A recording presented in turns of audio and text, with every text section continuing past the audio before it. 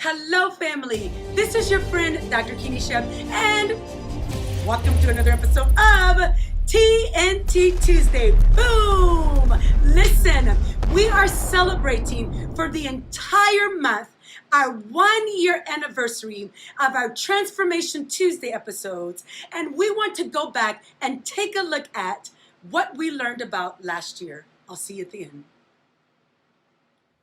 Hello, family. This is your friend Kenisha, and welcome to another episode of Transformation Tuesday. This is an opportunity where we can talk about how can we transform ourselves.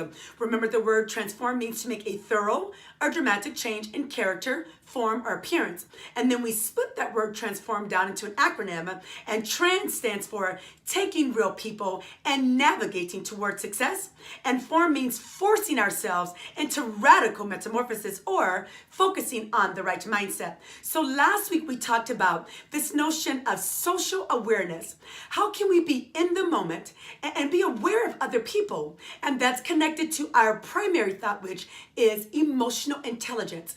Remember, emotional intelligence is how can we think about our emotions and deal with others and deal with ourselves in a positive manner. So this week, I'm thinking about the definition of relationship management. And let me read the definition. And it comes from the book Emotional Intelligence. It says relationship management means your ability to use your awareness of your own emotions and those of others to manage interactions successfully.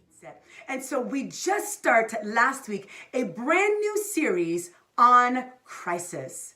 That's right. How many of you know our world, this nation, is in a crisis? But even deeper than that, our individual lives go into crises. Either we're in one, we just came out of one, or we're going into one. So here is our word for today. It is called control. Here's the definition of the word control. It says this: to determine the behavior or supervise the running of. So I thought instantly after this word control of Janet Jackson's song Control from 1986. And I was watching the video, and basically she was an adult but living in her parents' home, and they were just trying to control her. So she basically told them, hey, I'm moving out. And her father forbade her. And she finally just said, listen, I'm moving. I'm going. Why? Because she wanted control. And we know that we are going through a lot in the year of 2020. Crisis, pandemic, political unrest. We want to stay steady. So a thought today is the word calm. So here's the definition: not showing or feeling nervousness, anger, or strong emotions. And a cartoon came up for me. This cartoon was way back, what is it, like in the 1930s. And this was with the Road Runner and Wile E. Coyote. I remember watching that cartoon, I want to say daily as a little girl, or at least it felt like daily, and I loved it. What was funny about it is that the Road Runner had quick feet, and his feet were so quick, they would always be spinning almost like a tire. But the coyote was always setting up a divisive trick. But in the midst of all of those tricks, somehow the Road Runner stayed calm, and never did he get caught up. And simply when the coyote scam came along, he stayed calm. He got out of no matter what the trap was. Beep, beep. And then he ended by saying, beep, beep. And then he left off. So if only we can be calm in the midst of storm like that. So our thought for today is live up in a down world. So it brought me back to an episode or a show that I loved in the 1980s, and it was The Cosby Show. Now, let's not consider the recent scandal with Bill Cosby. We'll be discussing that on Thursday.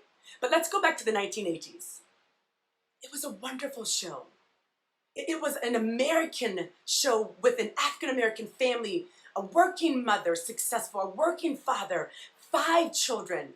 And all that sitcom was about was showing us character, people of integrity, values, morals.